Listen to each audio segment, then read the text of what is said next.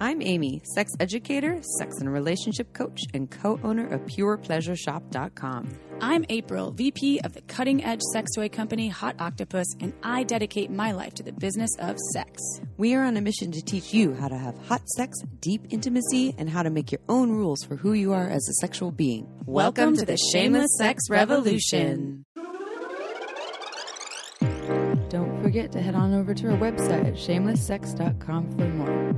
And for 15% off of some of our favorite sex toys, use coupon code SHAMELESSPP in all caps at purepleasureshop.com. You are listening to a pleasure podcast.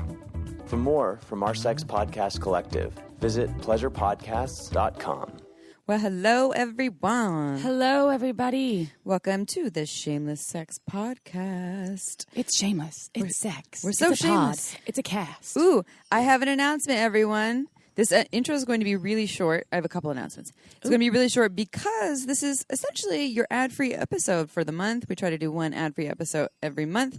So this one is going to have us giving you a little intro, introducing our guest, and sharing about another podcast that's part of our podcast family. And I had an announcement, too. We are going to start offering merch. So T-shirts and things and masks with some of our logos. Some skirts. And all of the proceeds will be donated to Black Lives Matter, to Black Lives Matter causes.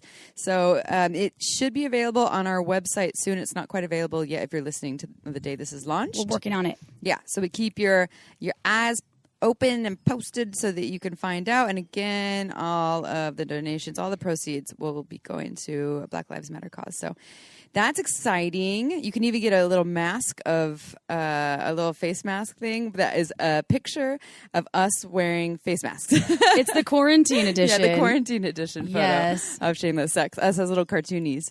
Us as little, we're like Disney princesses. Yeah, we're so cute. Yeah. We're adorable. And let's see, what other announcement? It's Pride Month, y'all. It is Happy Pride Month. We've talked about this a little bit, maybe in the past episode or two. So this episode today is with Monique Gomez. It's on bisexuality, sexual fluidity, and she also talks about increasing the power of orgasms, not necessarily related to bisexuality, but she talks about all these different topics. And I want to say happy Pride, happy LGBTQ plus awareness month, support, celebrate. I know a lot of the Pride festivals are canceled this year for various reasons, not just COVID, also Black Lives Matter movement and things like that. And just want to share our love and support. At the end of the month, we have Buck Angel coming on our show. I know, I'm so excited. Yeah. If you don't know Buck Angel is a trans man. He's incredible. He's designed some sex toys. Sex toys are really cool, too. There's nothing else like his sex toy line. Yeah, he's very innovative, very brilliant work. And he's known as the Tranpa. Instead of Grandpa, Tranpa. Yeah. So that's exciting. Again, happy LGBTQ plus. I'll throw in the A in there as well for asexual folks as well. Awareness Month, go and support. And we just went to a really awesome panel the XBiz put together. It's for folks who work in the sex toy adult industry. And it was about race in adult, which is really interesting to hear a lot of perspectives on. I don't know if you all have gone in sex shops before and seen some of the packages that are like very white and also usually very heteronormative. And also a lot of the things that are depicting people of color are very much fetishizing. I'm not going to name any brands, but just bringing some awareness to that was a really interesting panel. I just had to answer. I just did an interview. And it was about who we think as Hot Octopus as a brand are the leaders in diversity and inclusion. Mm-hmm. And it took me a long time. The leaders meaning what manufacturers. Yeah. And it took me, and even an overall insight to mainstream brands as well. And it took me a long time to think about the brands because a lot of people are doing the shifts now. And at the same time, there hasn't been a lot of brands that had stood out to me as being super inclusive. Yeah. I think I'm happy that people are taking all of this stuff to heart and making some shifts. It's really important, and we're guilty of it as well. We will definitely do our best to. We're forever just be more mindful. Learning, educating, and doing what we can to not stay in our little box and to expand our minds. I remember when we opened up Pure Pleasure, the retail store, and we still have the website, which I should go through the website and check out what packaging we have on there. But when we were at the retail store, it's really important to not have packages that even just showing women being objectified and things like that. And like, I like a good objectification when I ask for it, but there's just an awareness there. And if listeners are passionate about that, the next time you go in an adult store, start to maybe just check that out and pay attention to what you're seeing. When I had started working at Pure Pleasure, and I hadn't really ever been in a sex shop in my life, there weren't really many where I grew up. And I remember you saying that it was a goal of kind of the shop itself and of yours to not have packages with bodies, women or people spread eagle open with the big and I was like, O you're face. right, there are a lot of packages like that, and not everybody wants to see that. We're working at Hot Octopus to remove all of we have a lot of white folks in our packages, and it's not something that I think anyone did consciously. I think it just happens unconsciously, and we're also shifting that. So it's really, obviously, when you see it and you're after all of this that's happening in the world and you see it and it's right in front of you, we're like, damn it, how did we miss that? But you can admit your mistakes and fix them and know that it was not intentional, and hopefully more folks will do the same thing everywhere. Admitting where we can do better and continuing to educate ourselves. So should you be someone passionate about that? Well, there's our little rant, and go check it out. Maybe that could be your homework. Go in a sex shop. Look at the packaging. I was thinking about this the other day, and I wanted to ask you, now that we're on the air, I'll ask you. Oh, shit. She's drilling me now. No, not drilling you. Do you think, and I was wondering, because I've done these accents for a long time, and they're never... in my opinion, I have never meant them as a microaggression. And I was just watching something yesterday, and someone was doing an accent. I don't remember even what it was. And I was thinking to myself, is that a microaggression? Because even though you're not making fun of something or someone's how they speak, and is it still considered to be something of an offensive way to repeat something that you've heard in the accent that it was heard in? I won't have the perfect answer on this. We talked about microaggressions a lot when I took the Hakomi training, and microaggressions would be like the little subtle ways that we say something. Maybe it's an accent or a movement or a comment that it really is. When we used to say Indian style. Yes. That's right. Things like that. Someone actually wrote us a review on iTunes. They're on there again, like, fuck you, talking about Indian style again. Just say these little things that lack awareness that are, I think, stereotyping. And when people say, I got gypped, I'm like, no. That is very offensive, because it's talking about folks that were gypsies, and it's not really a good... So I like to educate people about that. Yeah. And sometimes but in relation to accents, I think I'm like, what is? So is that going to be something that I need to be aware of? I won't have the perfect answer to that, and I think that there's certain folks that I think that have been oppressed, and that when there's stereotypes that are continuously portrayed against folks that, or about folks who have already been is historically oppressed, then it might be something to consider. Should you be on that path? So I can still do my Minnesota accent. You can totally. I think the Minnesotans are fine. And my Canadian accent. In Wisconsin. And some of my Southern charm accents. I know some Canadians might be like, and my East Coast, sometimes I have good Maine and I like your Irish New York one, boroughs though. and Irish. Yeah. Oh, yeah. Or Scottish? I can do both. I can do all of them. I can do London. I can do Cockney London. Cockney. I've heard chimney sweeping. That, yeah. I can do Pinky. Was it fucking Pinky Blinders? Yeah. That's Tom Hardy, though.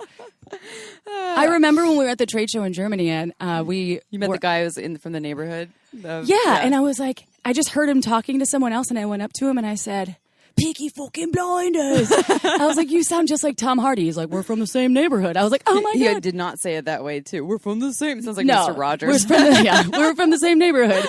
He didn't say it's a beautiful day in the neighborhood. He sounded exactly like Tom Hardy, and he said they're from the same. It's even the same street, because each street, you can actually tell where people are from. In England, I learned this when I was there. Yeah. From their accent, you could actually tell like the block they are from. Which is awesome, because even in the boroughs of New York, you can actually tell the difference between folks that are from Queens to the Bronx to Brooklyn to Manhattan, which is really cool. We learned that specifically when we were at the Sex Expo last year in Brooklyn. Yeah. And I love that. It's so cool because it feels so special and awesome to be able to identify and I don't know, I love that kind of knowledge. Yeah.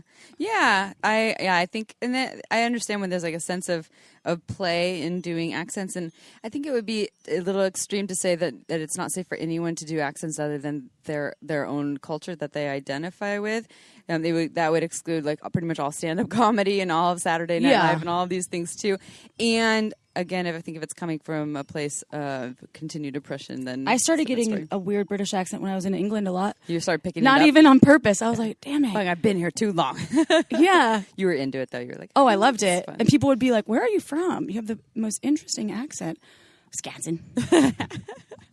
Anyway. Oh, that's cute. Wisconsin. Scanny. You just made me want some cheese. Oh, is that a microaggression? Shit. By the way, there is there one last thing, and this is totally off topic. I just thought about it. Someone that listens to our podcast, I'm not obviously going to say her name, but she wrote me because she was married to or is married to a mutual friend that I've had for a long time, and I never had a chance to write her back, and I just remembered. And she found like a picture of me from when I used to be a festival kid. Oh, and you have a dreadlock.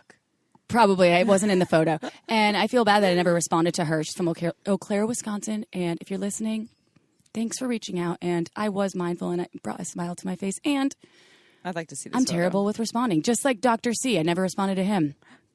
Doctor C, I can't believe she didn't respond to you. Amy's been actually on me about it, and I have it flagged. He's trying to help. In my emails. Yeah. And my emails... He's offering free services. My emails are literally like a sea of... The abyss of emails. It's a sea that we know no depths. Mm-hmm. We cannot track. I look at your emails because we share some emails. I'm like, wow, she's so organized. Yeah, I don't have...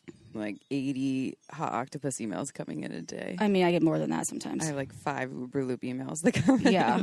So time management not be my best thing right now, but I'm also going through a lot of personal changes. So it's true. Yeah. All right, let's get back. Enough about me already, Amy. All right. We love you though, April. Okay, so what we're going to do right now is play another little trailer, a little teaser for you as we've been doing their little 30 to 45 second clips from our podcast family. From Bowdy Storytelling. She was on our podcast sometime last summer, yes, and I think the episode is called The Best Dating Advice You'll Ever Receive, but she's an erotic storyteller and organizes erotic storytelling events that were usually in person with like 300 people, but now they're online.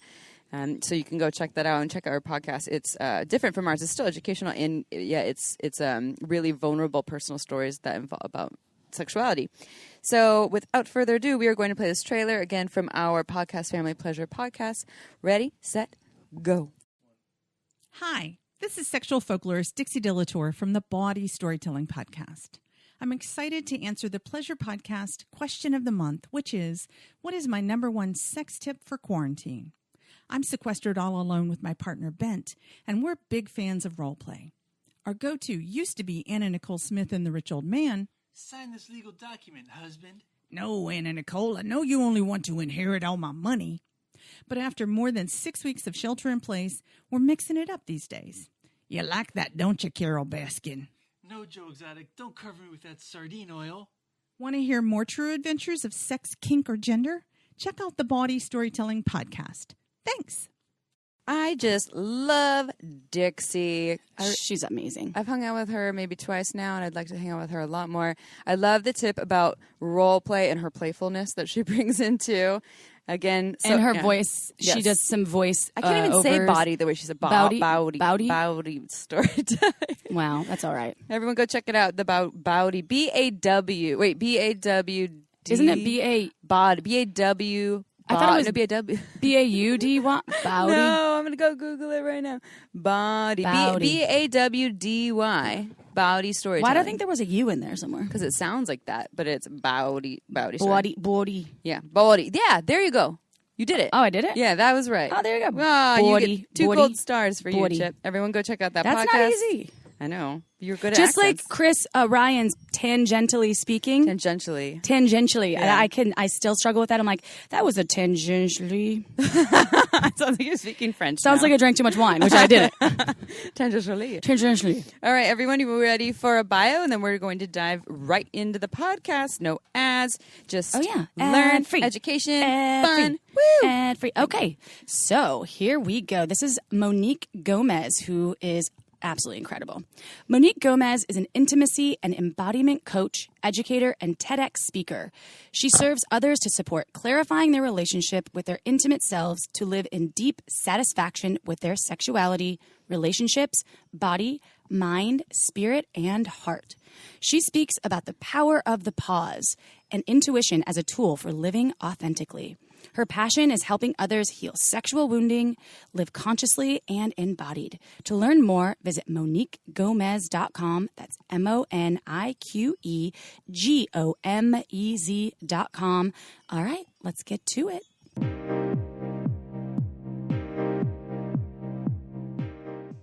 All right, everyone, it is interview time, conversation time. We try to make it a fun conversation. Sometimes it's an interview, but we already had some fun, playful banter for about 15 minutes. April, and I'm realizing, April, we came in hot. We were like, wah! And then Monique here was like just meeting us right away. We're like, okay, this is working out.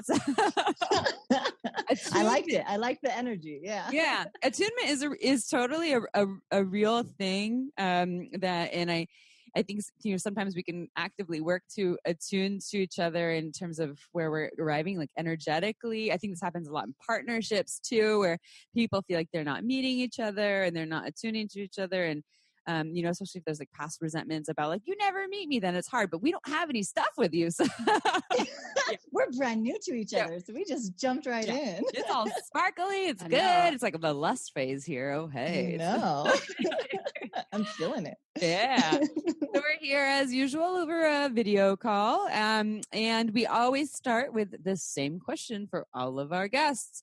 And that is, if you can tell us how you got to where you are today, like what brought you here in this world of human sexuality? Yeah. So my story, let's see, I think it began about 8 years ago. And I always say 8 years ago because that's when I decided to be sober, or I made that decision. I struggled with alcoholism for my late teens, most of my 20s. And, I had a lot of trauma, and I had a lot of sexual trauma growing up. I had a lot of just abuse and things like that. So, I found alcohol as a way to help with it, or numb it really. And so about 8 years ago, I came to this point where I almost drank myself to death. And I had this huge, choice to make. It felt like I either continue on this path, and I knew where that path was going to go, right? It was like familiar to me. I was a functioning alcoholic. I was doing things. People really didn't necessarily know that. I was, I had jobs and I had all the things. And then I decided, or it was going to be face my fear, take this other path that was terrifying to me, to actually look at things, to actually start showing up for myself and seeing myself really. So that's when I came into this whole new space. So I had gone to school for health education. So I was always in the health education world on some level. And then I went to massage school. So then I started learning about the body. And so all of that kind of happened. And then I had this moment where I had to choose what I was going to do. I decided to choose sobriety. And at the same time, I had what I like to call like a sexual and spiritual awakening. Like it felt, I was with a partner and he was very skilled, and we did a lot of like tantra, and we used sexual energy basically to heal a lot of what I had gone through. And so that kind of started my journey. And since then, I've been connecting both constantly. I've been into deep meditative, studied yoga, a lot of body work, a lot of energy work, really into that world, and also bringing it into the groundedness of like the body. and using the sexual energy to kind of connect the two, weaving both spirit and sex together. And so now I've been teaching about it and coaching, and I just felt so called. It's like I reached a point where I was like, oh, now I'm ready to share. Just kind of share what I've been learning, because so much of what I also had was religious guilt, and sex was a lot of a taboo growing up, as it is for most people, and going to massage school too. It's like we learn how to touch the body, yet we have to stay away, right? As you should professionally in certain areas. But I noticed that there was a lot of people that just are kind of like asleep in it. So now I'm kind of bringing it all together. So that's kind of how I got here. Short version. It's interesting when you talk about the like using alcohol as medicine, right? And I know I'm guilty of that. I know, because it's the only available sort of medicine out there that's legal and accepted by our society, right? And totally.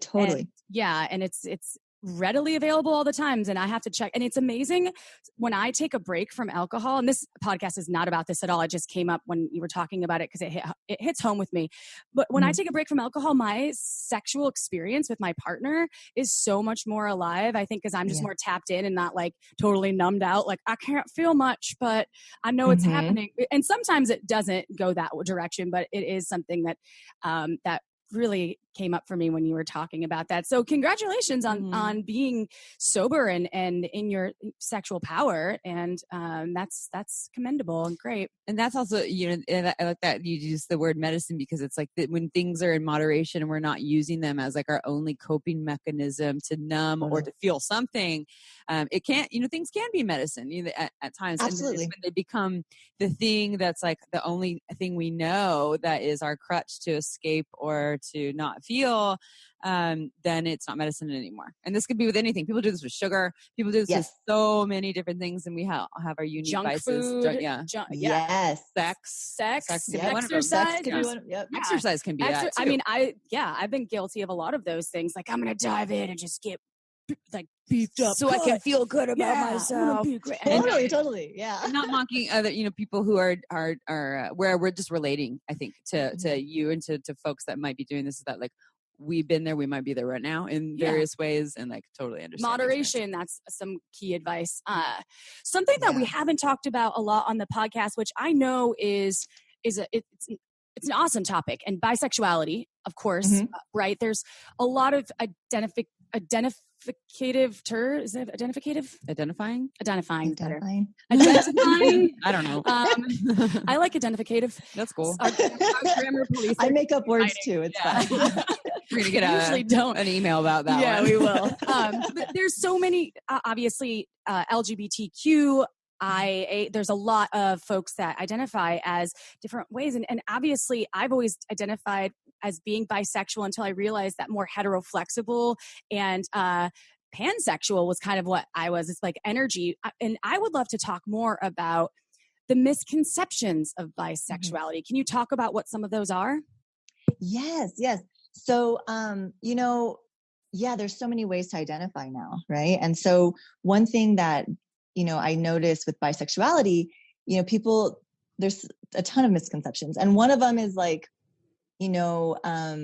that there's a choice involved, right? Like you can choose to be bisexual or whatever. And another one that comes up is, oh, this is just a phase for you, right? Yeah. That's a big one. Like, oh yeah, you're just exploring. You'll grow out of it. Mm-hmm. Yeah, it's fine.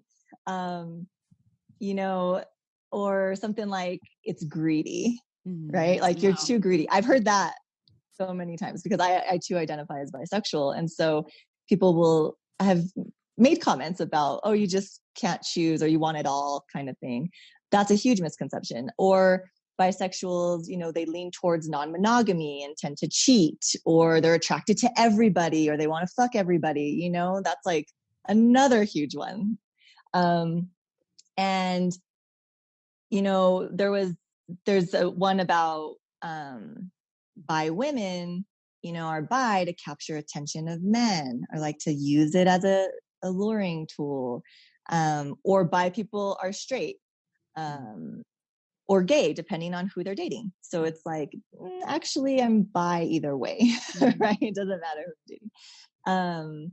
Or they're more into like having sex with a lot of people and they can't make up their mind, and or they're only bi because they're scared of saying that they're gay. Like that one, I think is really intense. I've heard that one before. I'm like, really? What does it matter? There's also one that I've heard too, though, that as well, within that, I mean, this might be more so in the queer community with folks who identify more as maybe lesbian or gay, or or I know that some people use the Kinsey scale, which is kind of like a numbered system, where I forgot what side of it. I don't actually know the Kinsey scale perfectly. Wednesday Martin always talks about it. So the Kinsey scale, like no one usually, it's rare to fall on one side or the other. Yeah, everyone is somewhere in the middle, which is the kind of like the bisexual status. And you move. You also, I think, can move around. I believe too. And so a lot of folks think that bisexuality is kind of, like you said, a phase or this like bullshit thing that is temporary or a cop out, and that I've heard of folks who say that they're bisexual and they feel almost like invisible in their sexuality. And to me, like, I mean, and April I think agrees, we're both very much advocates of like, you get to choose your own labels. Your label can change every day. No one else gets to decide what that is for you, and that's that fluidity part that we'll talk more about. But yeah, I've heard a lot of these different pieces. And then one other one that I hear often is more so that women are just naturally more bisexual, and also like women who are very heterosexual and actually aren't feeling at all heteroflexible or bisexual. They're almost like not invisible, but like people like, that's not true for you, you know. So there's so many things like all women are kind of open to hooking up with women on the occasion, which is like not true. Yeah, who said that? And then I've also heard bisexual men feeling kind of invisible because of the homophobia and because of all these different things. So I think this is just really interesting to bring up. That's that is a great point. The bisexual men, a lot of time, bisexual penis owners, let's say, right? Yes.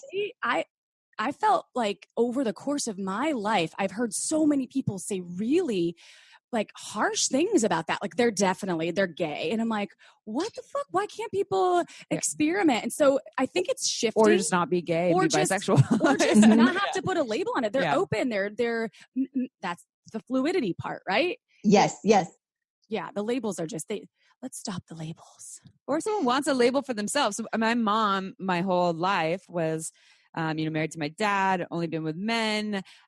We opened up a sex shop together after she had already been divorced from my dad. And since then I've been engaged to 2 different men. We opened up a sex shop together, and she's like, we live in Santa Cruz too. She's like, I think I'm going to try dating women. I was like, awesome, go for it, Jen. Go for it. And, but at first she didn't want to take labels. She was like, I'm not taking a label of queer or bisexual. Then she was like taking on a label, I believe, of queer, and didn't want to just be put, because queer is pretty umbrella. And then she, I think since and now is identifies as bisexual, but in this phase in life is only with women and still has attraction to men. But again, an example of she gets to fucking decide. And it can change moment to moment, day by day. No one gets to be like, well, a year ago you were only with men and you didn't say this, so you're not this now. And check yourself, humans, on us deciding what other people get to be and what they get to say about themselves. And so this brings me to this. Now we're talking about misconceptions.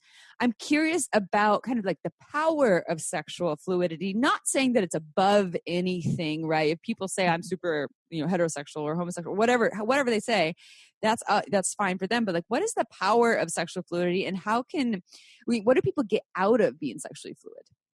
Yeah. So, fluidity in gender and sexuality gives more of an acceptance for our different manifestations of our erotic selves to come through, right? So that's where I think the power really lies. And when we allow ourselves to be open and curious, we meet the world differently. And there's often more of an openness that can happen. So that's what's so great about sexual fluidity. And I think you're right with the labels, right? Like moving out of this label heavy world or sense that we've kind of been in, to more of being able to say, well, yeah, today I'm feeling this, tomorrow I'm feeling this. There's so many different, it's like the human condition. We move through it, we evolve. And so I think that's where the power it lies, is you get more of this seeing of self and being able to see all aspects of you. And so holding on to labels can be really heavy, if you're really, really holding on. So I always love to talk about what you guys just said. Like, today I could be this, tomorrow I could be this. And I've gone through my own evolution of, I was very much a heterosexual until I was queer, and then I was gay, and then I was like, oh, I'm actually bisexual. And so all of it has been really a whole exploration and evolution. And then it is what you feel comfortable with. What is it that you want to, if you want to at all, like identify as? You don't even have to have a label. But the power of fluidity really is just being able to have more aspects of yourself come through with a willingness and openness for that. And I want to remind listeners too, when we're talking about bisexuality, we're talking about, an orientation, to the people that you want to be sexually intimate with. And it doesn't speak to behavior. So there still is this thing of like, you're a penis owner and you like to be fucked in the ass, then you must be gay, no matter who that person is fucking the ass. Do they have a strap on? Do they have a penis? Are they just using fingers? And so it isn't about the act that we're referring to. You get to decide if you want a label and what your label is going to be, and should that change based on the people that you're attracted to and what the social constructs around that. But again, you're the creator of what that can look like. Yeah, and I love that, the creator, because I think that's what we're coming into now, right? You are the creator. You own what you want to create and manifest in the world. So yeah. And how can people learn, like folks out there, how can they learn to be more sexually fluid?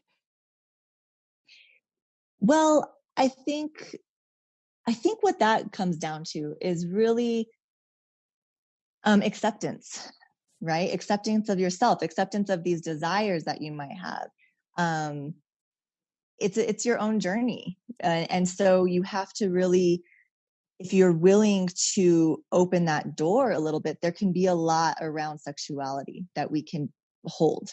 And so, asking people in the community of their stories, doing that kind of research, just kind of starting to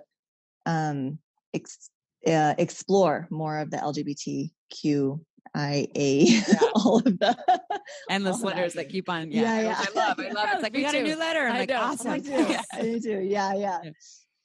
I love that. Acceptance is so important. And what I think you're speaking to isn't like, all right, I'm a straight person, I'm going to become bisexual. And like because there is, and I can speak from myself as someone, so, having a queer mama, and I'm like, God, I kind of wish I was like, just more queer and more bisexual. And I have done what I called, like, it's almost been like research. I'm like, I own a sex shop and I'm a sex educator. So like, I should be interested in playing with women.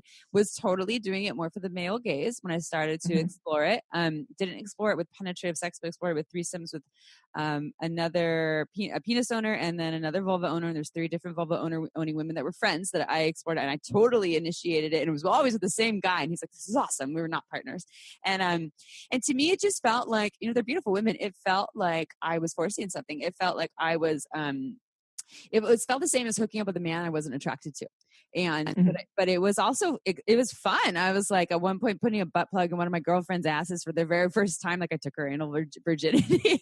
And so since then, now she loves anal. And so there was this fun explorative phase. But what I learned from it was that, it couldn't be forced. I couldn't become something, even though I had access to all these things, I had this idea of what I wanted to be, that I couldn't become it. And I think it would be the same for anyone else, whether they want to become, all of a sudden I want to become heterosexual. It's like, there is a nature versus nurture. I believe in all of it, personally. I think that, the research does show that there's so much that is innate and there is things that are learned. But what I'm hearing from you is when you're talking about sexual fluidity and how we can learn to be more sexually fluid, it's almost like, maybe correct me if I'm wrong, it's almost more like tapping into who am I really in this moment versus who do I want to make myself be because someone said I should be that.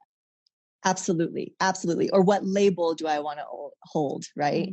And so I think that's what that's why the acceptance piece is so important, because it's looking at yourself and also accepting where you are, which is huge. You can't pray the gay away? No, Chip, I don't think so. That's not a thing.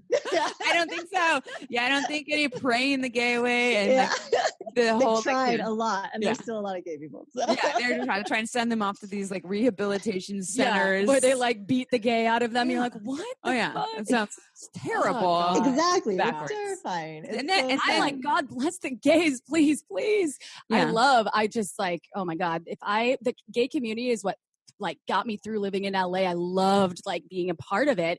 And I was like, I felt like I was an imposter because I have never identified with being one way or the other. I never was like, I'm queer. I was like, I have acceptance, and anyone I meet, whether or not, I'm going to feed off their energy. So, and I think that goes in with your acceptance piece. It's like having an open mind, and me going to like gay bars, gay clubs. I love it. Like, I'm just like, fuck, I feel like I'm right at home.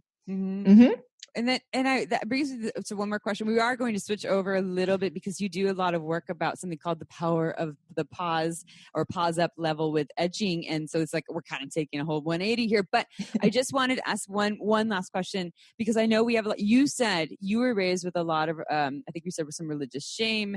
What would be, you said acceptance. And so maybe that's just going to be what you say is for our listeners who have that, who feel that they are something, beyond or different or more expanded from how they've identified, and there's shame around that. Their family won't accept them. So there's the acceptance, but what it would be your tips for how they can find that? Like, I know listening to podcasts like this, we get emails all the time from people that this has changed their lives. We're like, oh, just hearing other perspectives.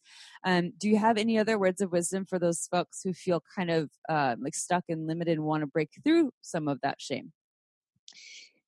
Yeah, that one, it's a heavy, it can feel very heavy, right? And so I think definitely finding community, talking about it. I think the more we voice it and the more we use our voice to move this shame, so that could be in words with like conversations, that can be through writing, like really, and exposing yourself to these different stories, because then you don't feel so alone. Because I think that's what shame can also do, is you kind of feel like you're all by yourself and you don't know how to get out of it, and nobody's going to love you. This is wrong. This is bad. This is, all of that can come along with it. And so I say, find community, talk to people, talk about your fears, talk about the shame, speak to the shame, speak that you have the feelings of guilt maybe, or that, you weren't raised this way, or you have all these old beliefs that you're trying to break through.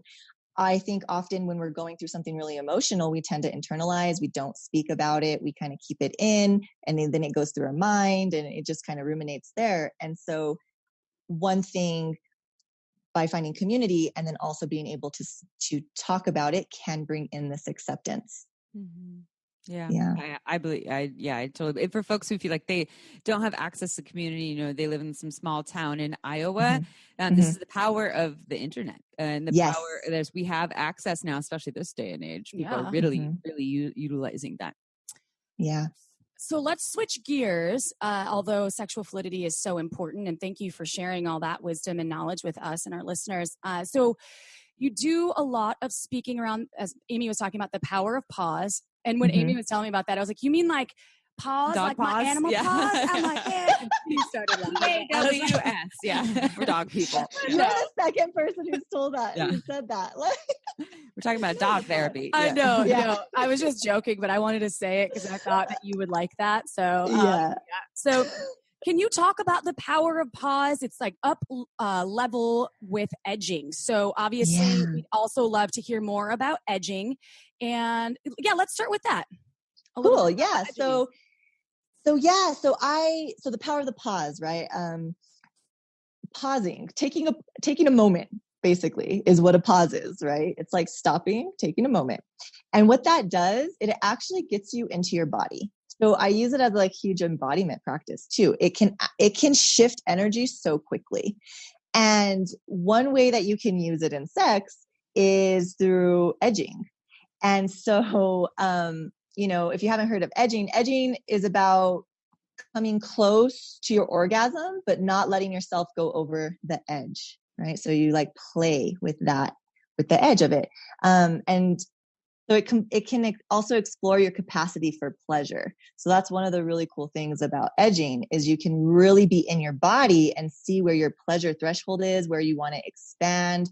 And it can also take the pressure off of having to orgasm, right? Because if you're like, oh, I'm going to play in this and I'm going to pause and I'm going to stop, I'm going to edge and then I'm going to come back.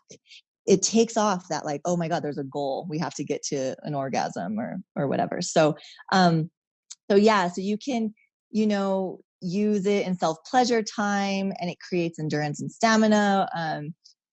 When you're in the act of sex with a partner, you can use it to reconnect to your partner energetically. And, you guys can both take a moment and see each other again. And then that can go deeper into a connection piece and love. And you can also use that moment or that pause to really check in with yourself. Like, what is it that I'm wanting? What is my desire right now? Which is powerful. It's potent, to ask yourself those things. So that's what the pause can do. And then, you can practice edging either, like I said, solo, with a partner. You can do, part of edging is playing with that edge, but then you can play with, I like to say, red light, yellow light, green light. So there's different ways you can do that. So like red light would be stopping completely. So you're in the act, you're getting close to orgasm, and then you can work with your partner. So one thing, if you are doing this with your partner, is communicate with your partner that you want to like practice edging and taking a pause, because then they're not just like, what are you doing? Or why are you stopping? You're like, what's yellow light. wrong? They're like, what does yellow light mean? Yeah. Like Simon red says, light.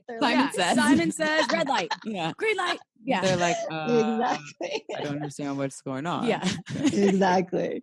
I Definitely love that. talk about it. Yeah. And I think, so it's interesting that we're talking about this right now. This is going online a month later, but so it's Masturbation May right now. Mm-hmm. Our homework, so we do a challenge. Yeah, last year we did a 30-day challenge where we asked people to self-pleasure for 10 minutes a day, but mindfully, meaning they weren't distracting, they weren't trying to reach orgasm, we're not using porn and sex toys, unless some people need to use sex toys for that. But at any rate, we weren't shaming those things either. It was more like just come and become into with your body. Mm-hmm. This year, what we did is we're doing 3 different weeks, and they're different. The first week was similar, self-pleasure with your hands for 7 days, just as I said. This week is with sex toys, but it's still edging with sex toys, where you don't just get yourself off in 30 seconds. You have to self-pleasure to be a part of this challenge for 10 minutes a day, or no, just one session, I think, for 10 minutes without giving yourself the orgasm. People are like, huh? What are you talking about? Why would I do that? And so I hear what you're saying. There's this part that allows you to be more embodied and do a check-in with yourself to see what's really present. Another part is when you finally have the orgasm, it's often fucking powerful. Like, there is something to be said about that. Yeah, maybe you can speak on that a little bit. Yeah. So one of the things that this does, right, as you edge in the body, is it keeps you in this heightened state of arousal, right? So the blood flow kind of remains in the pelvis, and then that just increases the pleasure. So when you actually get to orgasm, it's huge. It's super potent and powerful because you've been waiting, right? It's like this arousal state. And so you keep going there, and the blood's there, and it's like all the erectile tissues like ready to go. Ready. And then you finally release it all. So the power of the orgasm can be really heightened, which is really part of why you should when I've done that before, actually this month I've been doing it, but that's when I can squirt, when I like orgasm, and then I'm like, I have to keep going. And that's when the whole female ejaculation can happen. So that's something that I only learned through, it wasn't edging, because I would orgasm, but then I'd have another one. And another one. Mm-hmm. We also compare it to, like, we were talking about this before the call about how we're traveling less. And so, like, April, who lives with her partner, there was actually some good things about travel, because it made you, maybe desire them more, because you weren't getting access to them right away. And so this applies to so many things. Like, humans, we kind of do want what we can't get super easily. It becomes more desirable for our mind, bodies, and our spirits. And so with orgasm, you could think of it as not like I'm going to torture myself, unless you're into that. Some people like some torture, but also like I'm going to really postpone this intentionally, one, so I can be more embodied, and two, because when I finally I'm able to receive the thing, and hopefully coming more naturally, as opposed to you forcing this thing. It has to happen. I have to orgasm, which gets in so many people's way. But when you get it, then you're like, oh, wow, so much more sensation, so much more aliveness, so much more power is available. I've totally experienced that. Hard to do though, because we're also impatient, and I was going to say it's delayed satisfaction. Like you have to really, or like that delayed gratification, right? We want things, we want to get there. And that orgasm can be really goal oriented, and this pulls that away from it. So it's cool. Yeah. I love instant gratification as much as this person. And practice makes perfectly imperfect, in the words of Brene Brown. Whereas like right now, if it feels hard to wait and to push back the the going over the edge, the more you practice it, the more we can learn patience, and we can learn how to. This is like why great sex is a meditation, which it seems like that's very kind of similar. That's kind of a lot of the premise of what you're teaching, is in that slowness and in that inner listening. Absolutely. And then it gets you it drops you into your body, and then you get to, that your body is where you have all this sensation, right? So then it's like even more awareness. So then it even heightens that aspect. So yeah. So you do a lot of work around intimacy and embodiment. You do coaching, you're an educator. If folks out there want to find you and work with you, can you just give all your plugs and handles? Where can we find you? Yes. 555. What's your address? Yeah. Where are you physically located? Social security number is. You get a lot of all the stalkers. things. Yeah. So easiest place to find me, of course, is MoniqueGomez.com. I'm on Instagram and Facebook. My Instagram handles @_Monique Gomez _. Those are the best places. And then you can always email me with questions at info@MoniqueGomez.com. And you have a TEDx talk too. If people just Google that, or is it on your website? Yeah, it's both. So I have it on my website. I did a TEDx talk about the power of the pause. And you can also Google it, Monique Gomez, Power of the Pause, and it will come up for the TEDx. Awesome. Love that. Yeah. This was really good. I enjoyed hanging out with you. I think the first 15 minutes, though, was super funny before we were recording with you. You just went with that. I was like, we're going to change it up today, Monique. We're going to do everything, the interview in song. And you have to sing all your answers. She started singing. Yeah. You were like, perfect. I was like, I love you. And then I'm like, nope, we're switching it to haikus now. Like, what's a haiku? I forgot. Exactly. I was ready. You were really on it. So I just appreciate you and thank you for spending a little bit of your day with us. And I know you're not a wine drinker, Monique, but some people out there might be. And if you're out there, why not? Why not have a glass of Margins wine? Yeah, we didn't coin that one, but we should have, huh? Trademark. So if you would love to experience the beauty of Margins wine, as Amy and I have been doing now, because we're particular about the people that we talk about on the show, and you can go to marginswine.com and see why we love it so much. There are coupon codes for buying. Just check it out on our website. She does run out of wine quite often because it is made in small batches. It's really boutique, beautiful wine. So hopefully you can get on that mailing list and get the first round of the next go.